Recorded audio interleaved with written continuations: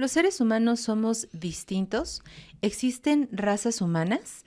De esto y mucho más vamos a hablar hoy en Retrovisor. Porque los objetos en el espejo están más cerca de lo que aparentan. ¿Y entonces qué tiene que ver el racismo, el concepto de raza, el legendario grupo sueco de pop ABBA, la tauromaquia y el filósofo español Gustavo Bueno?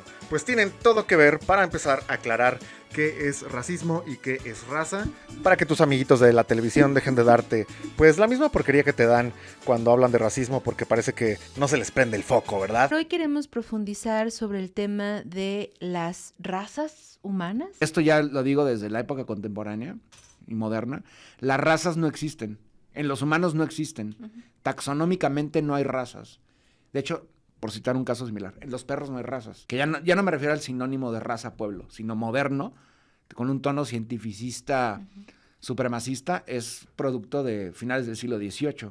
Antes no había esos conceptos, ¿no? Entonces, es un producto de la modernidad, de los avances científicos y del encuentro de los europeos con otros pueblos. Y digo que no se les prende el foco porque resulta que Sydney Sweeney hace una campaña de otoño-invierno y es acusada de racismo. Los coreanos no te permiten entrar a un bar y son acusados de racismo. Te rechazan porque eres moreno y se supone que eso es racismo. Haces un chiste acerca de un iraquí, un palestino y un sirio, entran a un bar en Londres, 3 puntos, y pues ya es racismo. Que por cierto, ¿qué es lo que pasaría si entran a un bar?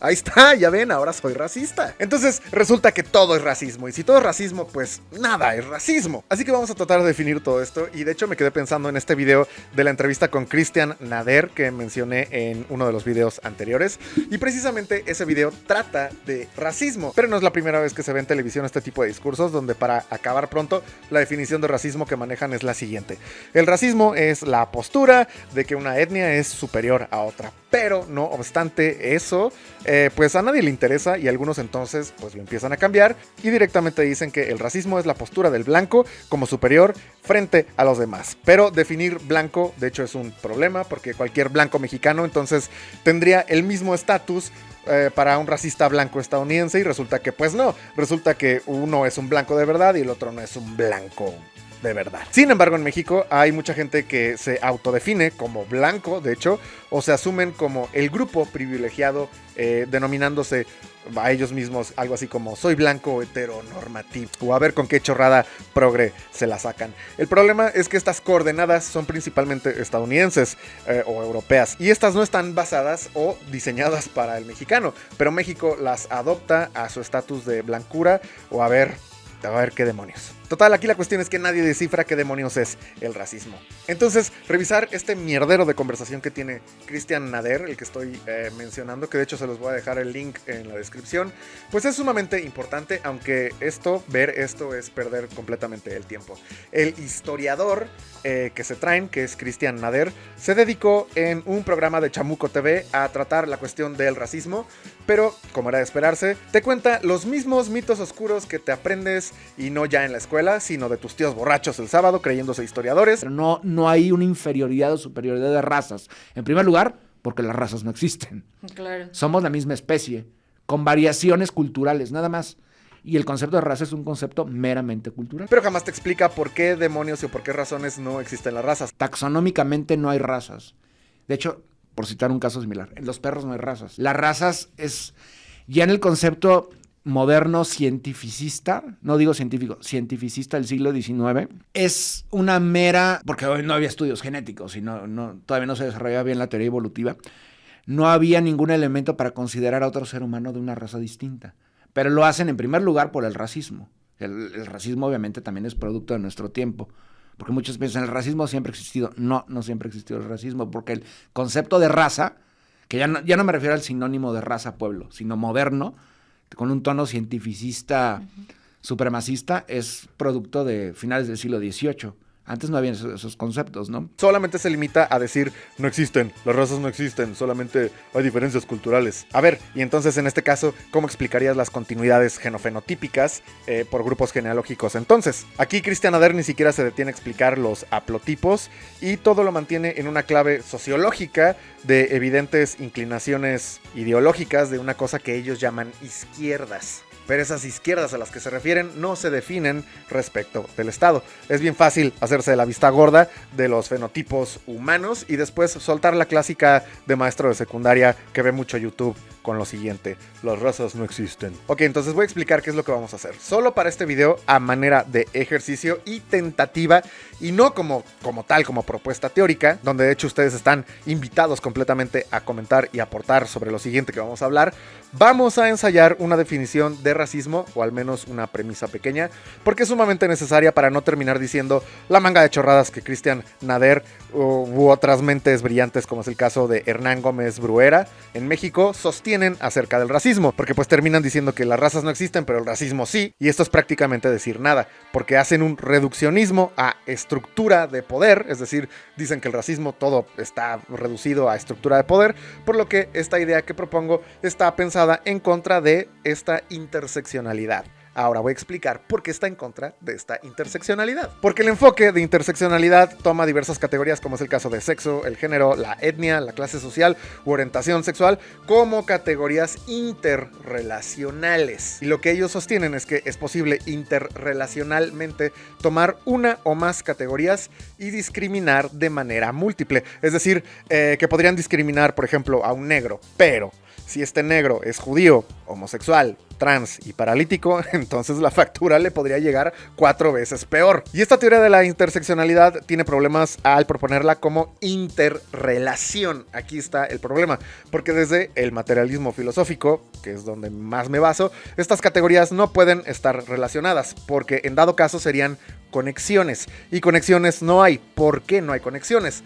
Porque habría que tomar una discapacidad, como por ejemplo la condición de ceguera o sordera, tanto a la homosexualidad como discapacidad también. Esto con el fin de que puedan conectar como discapacidad de alguna forma. Y pues entonces no nos salen las cuentas, porque imagínate decir que un homosexual es un discapacitado, pues te reto a que digas eso en YouTube o en televisión. Aquí es donde empieza el problema de estas teorías gringas hechas bajo pretensiones de sistemas de muy poca rigurosidad, porque esto de la interseccionalidad es introducido con el enfoque raza-género a la sociología por la abogada Kimberly, a los cuales después de ella le siguen un montón de teóricas feministas basadas en raza-género, como es por ejemplo Patricia Collins. Esta es otra teórica. Entonces, ¿cuál es el problema? El problema es que estas teóricas, además de disparar una oleada progresista 30 años después, una oleada progresista nada saludable, se basan principalmente en la teoría de estructura social de George Simmel y Ferdinand Tönnies de finales del siglo XIX. Y la teoría de estructura social desde el principio es sumamente problemática, peor cuando se le añaden conceptos como por ejemplo cultura, que esto de la cultura es pues medio metafísico y de hecho propuesto por alemanes, que describe prácticamente solamente a los alemanes. Esto lo digo en caso de que haya algún mexicano viendo esto y todavía se crea aquel cuento de la cultura, pues entonces aquí los remito a El mito de la cultura de Gustavo Bueno. Y en el caso de Ferdinand Tönnies, como estaba mencionando yo, él parte de un dualismo cartesiano basado en alma-cuerpo o algo así, dándole mucho peso a las sociedades complexas por considerarlas racionales, a diferencia de las comunidades pequeñas que decía que se basaban en emociones y sentimientos, donde claro, pues este hombre apuntaba a que Europa estaba constituida por sociedades racionales, es decir, las partes complexas. Y esto sucede hasta que otros teóricos como Max Weber tienen que refinar estos desastres teóricos. Por ende, todo antirracista atribuye que el racismo es estructural, pero son incapaces de describir estructura. Y aquí no me estoy deteniendo en estas partes de la estructura o tratar de teorizar en contra de la estructura, porque ni siquiera vamos a ir por ahí, lo vamos a dejar de lado. ¿Por qué? Porque vamos por este lado, chequen. Pero antes de llegar a la parte pesada, la cuestión viene aquí. La cuestión es que vendrán a la televisión historiadores como Cristian Nader a decir cosas muy ligeras y vagas acerca de los racismos en México y se te echan encima a decirte que hay una estructura de poder y que los racismos los inventó España y su colonia maldita, y donde el resto de los racializados serán pues víctimas de aquel que sea blanco. Bueno, pues yo te reto a que le digas eso a las comunidades de rednecks, que son tremendamente racistas, pero que viven en una línea de pobreza en algún rincón de Oklahoma. Por eso, y a ver qué es lo que les parece a ustedes, vamos a suponer que aquí empezamos a dar orden exclusivamente a la parte del racismo para aclarar lo siguiente. Por lo que, número 1, para empezar la parte teórica inventada que me estoy aquí haciendo, es pensar el replanteamiento de la existencia de las razas humanas. ¿Por qué estoy diciendo esto? Por 2 razones. Una es que la pelea de que si existen las razas humanas o no reside en resolverlas exclusivamente en los campos de la biología, pero esos campos no son las únicas categorías donde pueden existir las razas, sino también en el campo sociológico pueden existir. Y si ese fuera el caso, si así lo quiere el humano, la raza va a existir, aunque dentro de un campo sociológico, por ejemplo. Y eso es más o menos lo que pasa. La segunda es en referencia, sí, a la biología, y esto es porque si bien parece que están todos seguros de que no hay razas biológicamente, entonces cómo se explica la continuidad genealógica. Y esto lo ha sugerido, por ejemplo, el filósofo Pedro Insúa en algún tuit, al señalar que si no hubiese razas humanas, entonces de una mujer y un mismo hombre podrían salir varios hijos, uno como negro subsahariano, otro como una idol coreana, así como Suki, u otro rubio. Algo así como sucede en los gatos. Bueno, eso es para empezar a mencionar cosas, ¿verdad? Pero aquí vamos hacia adelante. La cuestión es que de manera taxonómica no existen las razas. Lo que hay es géneros, especies y subespecies y otra gama de categorías hacia arriba. Sin embargo, en la biología, las especies sí existen porque las características de las especies sí contienen apomorfías bastante específicas dentro de estas especies y subespecies, aunque diminutas, dadas por un desarrollo alopátrico. ¿Qué significa esto? Una apomorfía es una novedad en un gen o en una característica física. ¿Y qué sería más o menos lo contrario a la apomorfía? Pues esto sería la plesiomorfía, que estas son generalidades en las características. Por ejemplo, en el caso de gorilas, chimpancés y humanos, estos 3 tenemos un total de 206 huesos. Esto no es una convergencia evolutiva o una coincidencia, esto es plesiomorfía, ya que gorilas, chimpancés y humanos tenemos ancestros en común. Eso es plesiomorfía. Para que quede más claro lo que es apomorfía y plesiomorfía, vamos a basarnos en lo siguiente. Nos remontamos, por ejemplo, a hace 10.000 años y encontraremos que todos los humanos, ya sean más claros u oscuros de piel, más o menos peludos, tienen todos una característica plesiomórfica, y esa es que todos tienen ojos de color café, y ahí está la plesiomorfía, hasta que un día apareció un ojo de color azul, y esa novedad es una apomorfía. Ahora, basándonos en John Rellenford y su libro del 2003, Especie humana, introducción de la antropología biológica, el término raza se usa fuera de la biología y más bien se utiliza en veterinaria, por ejemplo, para indicar a los tipos de animales domésticos que ha generado el humano. Por ejemplo, ciertas vacas lecheras, el toro de Lidia, los perros y la enorme gama de perros que existen, ganado en general, palomas mensajeras y palomas de carreras, bla, bla, bla, etcétera. Todos esos. Y todos esos no existían en la naturaleza, sino que han sido seleccionados y controlados por sus características. Por lo que la raza implica que son productos del hacer humano, y el hacer humano va implicado en las instituciones. Ojo aquí, porque al decir institución, pues usualmente alguien puede pensar enseguida en oficinas organizadas, como es el caso de casas de gobierno, casas de leyes, policía, escuelas, o incluso cúmulos de conocimiento al punto de que llegamos a decir, no, pues tal señor es tan sabio que es toda una institución, o Maradona es una institución. Pero esas formas de idea de institución son un tanto vagas y metafísicas, y aquí hacemos algo un poco más cercano a lo que es el materialismo filosófico, y las instituciones, como lo va explicando Gustavo Bueno, son los haceres humanos, donde por ejemplo una cuchara es de hecho ya una institución. Pero para aclarar, vamos a remitirnos directamente a Gustavo Bueno al ensayo de una teoría antropológica de las instituciones, publicado en el Basilisco número 37, donde en la página 11 empieza a definir instituciones de la siguiente forma. Una institución puede ser definida en una primera definición nuclear e incompleta, esto es importante, como un modelo artificioso repetible en el seno de materiales que, sin perjuicio de ser considerados amorfos, sean también propios del espacio antropológico. Y esto del espacio antropológico es sumamente importante, y solo vamos a dar una idea general de espacio antropológico según Gustavo Bueno, porque es importantísimo para esta teoría del racismo que estoy haciendo, donde se explica que el humano tiene relación con su entorno a través de 3 ejes. Estos 3 ejes son los que componen ese espacio antropológico. Uno es relación de humano con otros humanos, como por ejemplo pueden ser leyes o por ejemplo puede ser una boda. Este eje es el eje circular. Otro es relación del humano con objetos del entorno, como pueden ser objetos diversos de todo tipo, piedras o geografía, bla, bla, bla, pero con la característica de que no los consideramos personales, es decir, que no son personiformes, que no tienen ellos mismos una personalidad, es decir, ya están despegados del humano. Esa es la característica.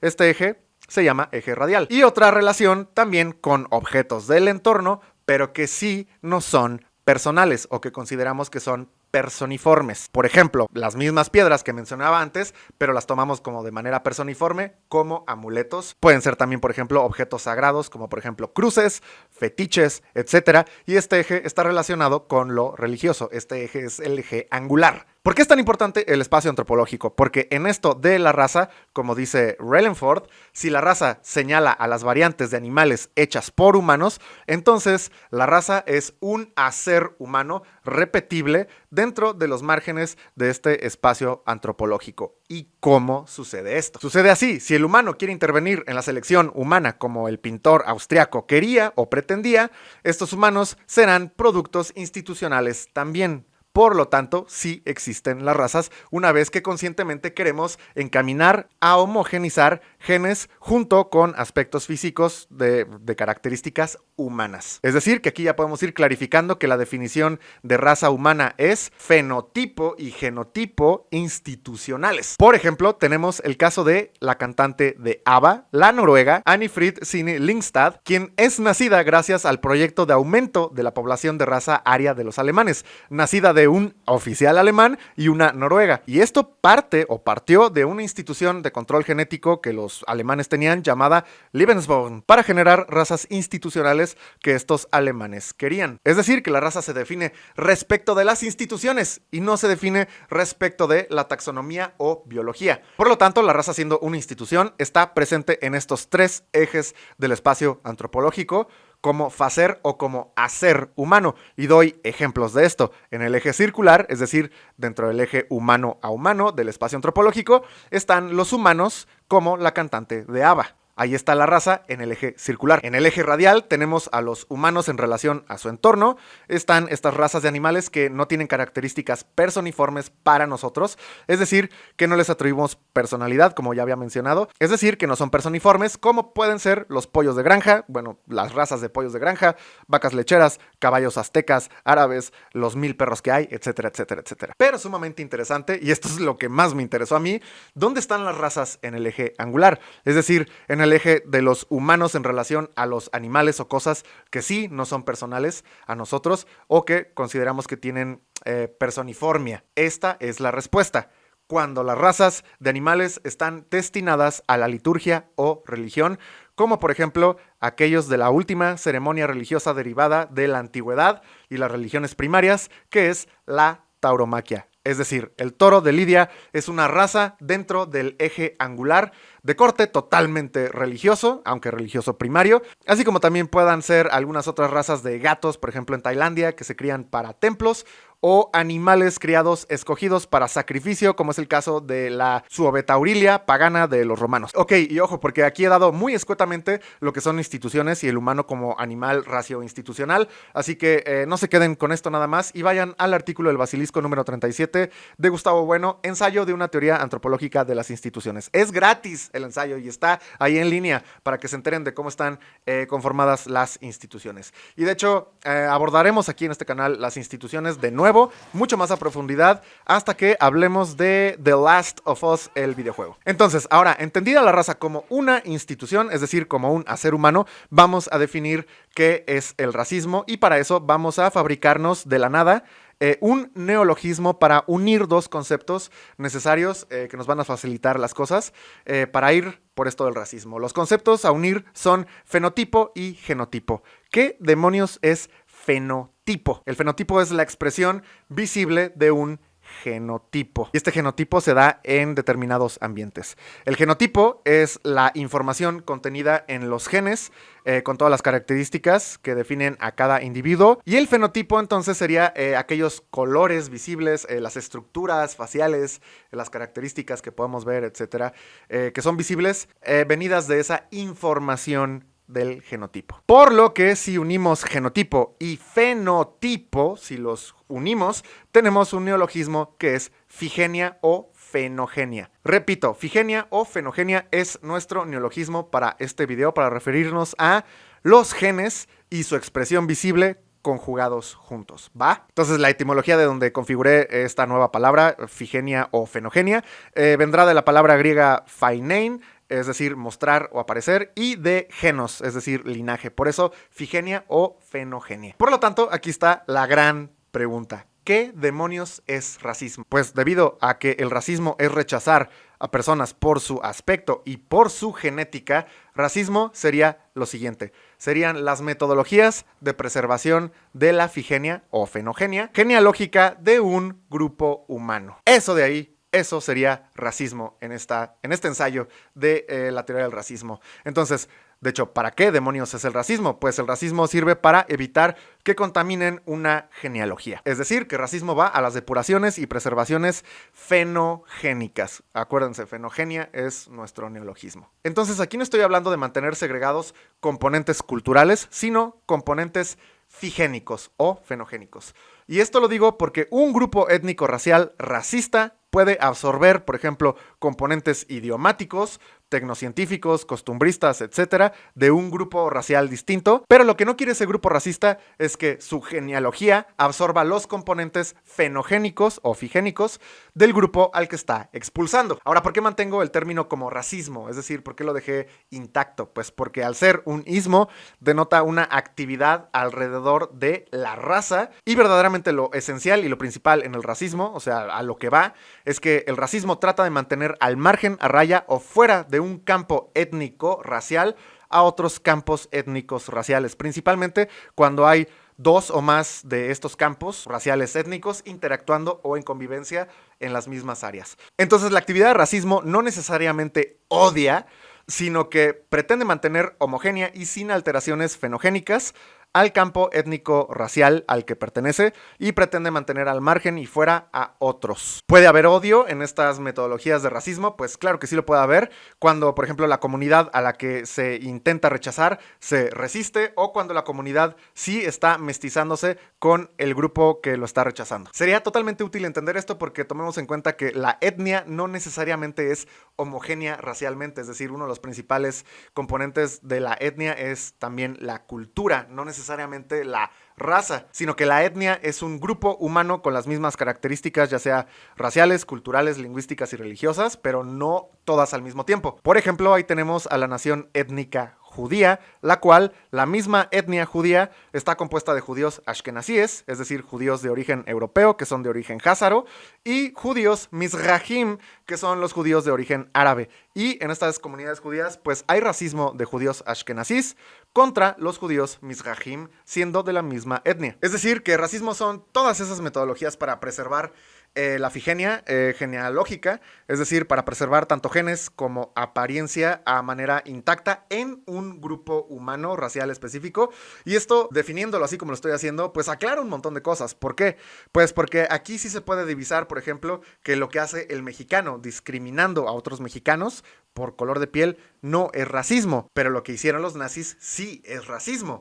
Parecería estúpido, pero a ver, ¿cómo? Y la cosa va es porque los nazis no estaban buscando únicamente gente rubia y de ojos azules. Buscaban preservar la genealogía exclusivamente germánica, que tiene esas características que ellos mencionaban.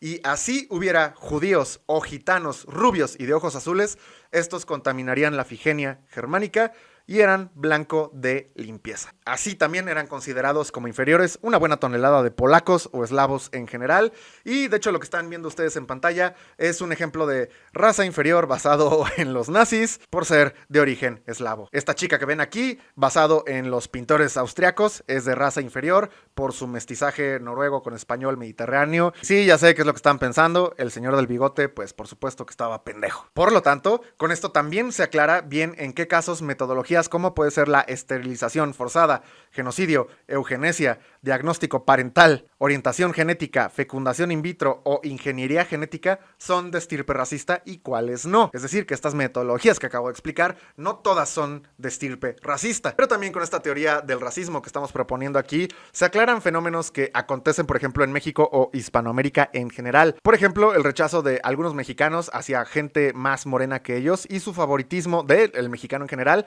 por el blanco y o con ojos azules, donde esta actitud mexicana, pues, no es racismo. ¿Por qué? Porque al mexicano le interesa aclararse o aclarar su descendencia para parecer mucho más blanco o europeo o estadounidense blanco, a como dé lugar, porque el mexicano ve o cree que ese es el tipo de gente o ese es el fenotipo de gente que hay en países de poder. Y el mexicano que por supuesto que quiere estar en esos puestos de poder porque siente que siempre ha perdido en la historia. Y no es racismo porque a los mexicanos no les interesa blanquear su línea si es con un libanés blanco de ojos azules o si es con un judío israelita ashkenazí o con quien sea, con tal de que salga blanco. Y esto no le interesa porque esto implica un mestizaje y alteración genotípica, y el mexicano siempre ha convivido con el mestizaje desde que existe aquí en estas regiones. Lo que al mexicano le interesa son los colores que quiere adquirir, independientemente de si la genealogía es mixta o discontinua. Por lo tanto, aquí no se está respetando la regla de nuestra teoría del racismo, es decir, aquello de que el racismo es una metodología de preservación figénica. Sí, o sea, el mexicano quiere blanquearse tantito, lo que sea, como sea, y con eso se da por bien sentado.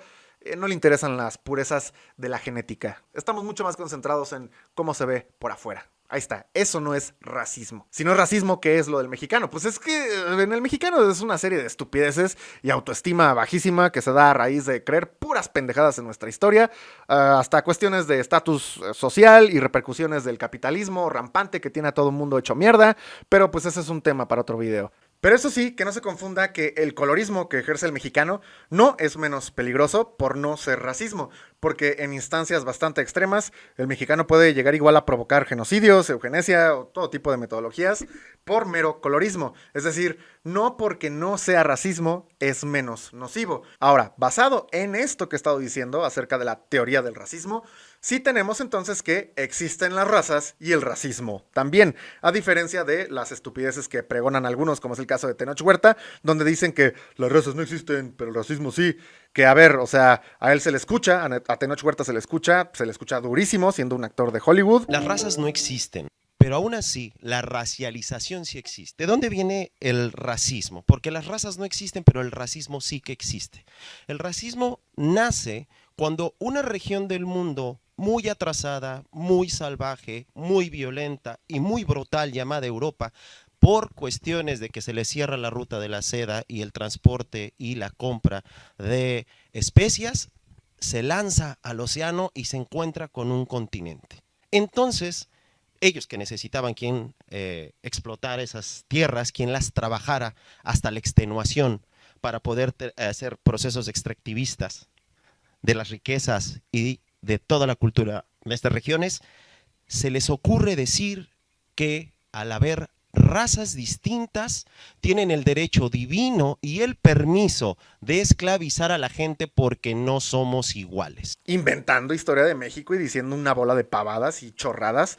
Y así pues también yo pues soy un güey de poca monta, a diferencia de él, con un canal de YouTube que pienso pues contra ellos. Así que pues ahora me escuchan, cabrón. Entonces, algo así como todo lo que acabo de balbucear, sería lo que necesitamos de teoría del racismo, pero pues por supuesto hecho por alguien que sí sepa. Es decir, yo no tengo nada de nivel para configurar una teoría del racismo desde las coordenadas del materialismo filosófico de Gustavo Bueno, al que me apego un poco más, o tampoco desde las ciencias positivas, así que pues si hay alguien que sepa de genética, sociología, instituciones, alguien de estos que se quiera aventar o tirar una aclaración en los comentarios, pues bienvenido, y si sirve para pues un pinche trabajucho ahí de secundaria, pues también ahí se copian el guión de aquí. Pero algo que sí quiero retomar aquí es que sí se requiere una teoría muy seria del racismo, que no venga de progres idiotas que le tienen miedo al tema o que usen racista como insulto, porque, esto es sumamente importante, ya también lo acabo de mencionar. Esto es fundamental.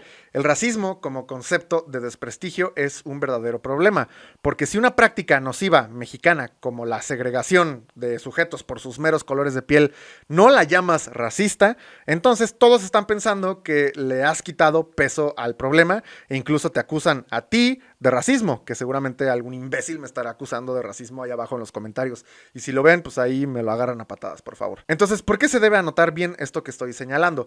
Porque se debe anotar que en la mayoría de la población mexicana sería imposible el racismo. Sin embargo, repito, no quita que en su búsqueda de segregación para conseguirse sus colorcitos que tanto le gusta al mexicano, pueda haber hasta violencia, que de hecho sí la hay. De hecho, violencia está dentro de las mismas familias. O sea, conozco casos de madres que desprestigian a sus hijos por no tener los colores que la madre quería. O sea, a ese punto. Es por esto que precisamente se me hace sumamente importante tener una teoría del racismo que no sea una bola de tonterías, porque en realidad es sumamente difícil abordar este tipo de cuestiones diversas que acontecen, por ejemplo, aquí en México. Y que pues le quieren dar explicación a través de cosas que no nos aclaran nada o que pues no nos sacan de la misma idiotez. Por ejemplo, ya ha pasado el caso de la actriz Yalitza Aparicio, quien se hizo una figura sumamente popular por su papel de Cleo en la película Roma de Alfonso Cuarón. A ver, ¿y por qué sucedió esto? O sea, sucedió porque la gente señaló por diversas razones a Yalitza Aparicio que fueron una mezcla de discriminación de estirpe histórica, incluido un rechazo por su aspecto. Y se dice que también por el aspecto indígena, y a mi juicio creo que no se le rechazó por aspecto indígena ni color de piel. Lo que pasa es que sí hubo señalamientos acerca de que era indígena, le llegaron a decir, quién sabe qué, India, bla, bla, bla. Con un actor que se llama Sergio Goyri, que dijo, ¿esa pinche India qué? Fue muy famoso el caso. Aquí viene algo que tienen que poner atención. El rechazo que sufrió Yalitza Aparicio por el lado de indígena es precisamente por ser indígena, no por su aspecto de indígena. Parece medio estúpido lo que estoy diciendo, pero vamos a aclarar lo que estoy diciendo. ¿A qué me refiero? Que Yalitza Aparicio no es ninguna modelo y ni siquiera yo aplaudiría que me quieran vender una belleza física que yo no puedo encontrar. Justo como la estuvieron vendiendo mucha gente. Y de hecho, al punto de que incluso hubo gente que decía, pues que si no decías que Yalitza Aparicio era bella, pues entonces eras un racista. ¿Por qué? Y te contestaban, pues porque como es indígena, pues no ves la belleza indígena porque pues eres un racista. Ok, ¡buah! Esas son las cuestiones sumamente lisas con las que estuvieron ahí manejando todo este tipo de cosas. Pero aquí vengo a aclarar también eso. La prueba de que Yalitza Aparicio no tiene esos atractivos es esta chica indígena que están a punto de ver. A esta chica que están viendo en pantalla no le vas a decir que no tú como hombre. Lo mismo pasa, por ejemplo, con la creadora de contenido que es Mili González, que es una indígena de Bolivia, pero que se ve así. Es decir, por Dios, a ver, ningún hombre le va a decir que no a ninguna de estas dos chicas indígenas. Es decir, estas dos chicas indígenas tienen aspecto de indígena y ya no van a ser rechazadas como fue el caso de Yalitza Aparicio. Lo que pasó con Yalitza Aparicio fue una confusión entre que eres un racista, que porque ella es indígena, que porque te la venden como una belleza, pero pues tú no encuentras la belleza y te caga a ti la madre que te estén diciendo que es una modelo y que si no aceptas que es una modelo, super top model, entonces resulta que es racista, entonces te terminas odiando esa maldita situación. Lo que le molesta al mexicano es de hecho la idea que el mismo mexicano ha forjado todos los perros días de la historia acerca del indígena. Es decir, características como, así lo asocia el mexicano a los indígenas, que son tontos, ignorantes, pobres, que contaminan a la vista, que son feos, etcétera, etcétera, etcétera. Pero donde un mexicano vea a una Mili como la que acabamos de ver, o a esta otra chica, que ambas están preciosas, vas a ver si no se van a querer casar con ella. Ya se está viendo más o menos dónde va desapareciendo el racismo una vez definido. Es decir, ya se puede ver un poco más la frontera dónde es una cosa y dónde no es la otra cosa. Así que no confundan entonces, porque el mexicano sí que detesta la idea del indígena, considerándolo inferior, etcétera, etcétera, pero eso no es racismo. ¿Por qué? Porque donde hubiera una indígena de Oaxaca o de Bolivia, así como la Mili, como la que estamos viendo, y el mexicano se le caiga la baba por una de estas, se le va a olvidar totalmente su disque historia de México que creen que saben, y adiós idea indígena, etcétera, se va a quedar con ella. Es decir, el mexicano ya no tendría problema en él siendo un mestizo, regresar otra vez a la parte indígena. O sea, aquí no hay racismo en absoluto. Es otro tipo de cuestiones que creo que ya se van viendo un poco más claras. Es decir, también que al mexicano no le molesta mucho la piel oscura y bien morena. Lo que no le gusta al mexicano es la gente fea. menos en televisión y en cine, y menos si te pones a hacer activismo con gente que pues no tienes por qué aplaudirle cierto tipo de bellezas. Y feo no es sinónimo de moreno, como pueden ver. En el caso de la piel morena u oscura en televisión, por ejemplo, tenemos a uno bien moreno, que es Fernando Colunga. De hecho, él mismo se broncea y queda como pollo barbecue, al punto de que es un galán de televisión, que hasta en Yugoslavia tuvo éxito entre las mamás eslavas. Pero el tipo tiene una estructura facial impecable. También podemos irnos al caso de un afrogringo que es Michael B. Jordan, y pregúntale a cuántas no se les antoja que el tipo les engendre pues por 9 meses algo, ¿no? Porque pues el tipo no es feo, aun si es negro. Parece ser que con tanta confusión pues no nos pudimos dar cuenta que el mexicano en criterios de belleza no es que desprecie lo moreno, la piel morena, sino que aprecia muchísimo más la estructura y proporciones, ya sean faciales, corporales, etcétera, donde el color de piel entonces resulta algo en segundo o tercer plano. Y hablando de no saber historia en absoluto, como es de costumbre con la mala calidad de televisión o contenidos en México, pues tenemos a este historiador que venimos viendo, a Cristian Ader, que da la misma información jodida que otro tremendo genio que es, por ejemplo, Tenoch Huerta, que ya mencioné. Es decir, te dan nada. En este video que estoy mencionando, en este video de donde estoy sacando todo este desglose y que me hizo pensar en este desglose, por mucho que Nader se pare a hablar de racismo y por mucho que tenga un título de historiador, pues él no está dando cuentas para entender racismo, raza, mucho menos racismo en México, que eso era lo fundamental en un programa de estos de progres como Chamuco TV. Y entonces Cristian Ader se avienta minutos y minutos hablando de historia, pero no relata la tradición, esta tradición de segregación sistémica de las tribus germánicas que describe incluso Tácito desde que Roma tiene presencia en lo que él llamaba la Germania Magna, que es de hecho esa segregación fundamental para entender por qué el Sacro Imperio Romano Germánico, que es una versión de tribus germánicas ya cristianizadas y mucho más desarrolladas, por qué desembocaron en el rechazo luterano de adherirse, por ejemplo, al catolicismo universalista romano, que de hecho utilizaba el mestizaje como costumbre eutáxica, y donde esto es clave para entender el racismo. Y lo digo porque dentro de lo que es el catolicismo, pues ahí se filosofa aplanando a todo humano en la tierra como hijo de Dios, mientras que, por ejemplo, en el caso del luteranismo, pues permite la individualización de la religión en el sujeto y en las comunidades cristianas, porque permite la creación de iglesias a quien sea, iglesias al por mayor, por el principio de pietismo, por ejemplo, en el caso del calvinismo, donde al final hay que tragarse un montón pues, de cosas que han salido, como es el caso de los testigos de Jehová, evangelistas, luz del mundo, suicidas intergalácticos de Texas, etcétera, etcétera. Y por no contar esto, no hay explicación alguna del idealismo alemán, producido también por el cisma luterano de 1517, que es de hecho... Este luteranismo es fundamental para la teoría europea del racismo del siglo XIX, que es lo que no solamente llega a Alemania de los años 40 de una forma monstruosa ya y muy evolucionada, sino también llega a México, llega de hecho a Nueva España y después México, y de hecho... Explicar todo esto habría sido fundamental para explicar el romanticismo germánico que tanto revive las tradiciones paganas germánicas, manifestadas en la literatura sincrética a manera de nacionalismo, donde, por ejemplo, pues por eso existen cuentos como es el caso de La Sirenita o Blancanieves, bla, bla, bla, bla. Aquí el historiador Cristian Ader solamente se limita a decir europeos malos, malos, malos, malos. Tampoco tiene una explicación de cómo Roma está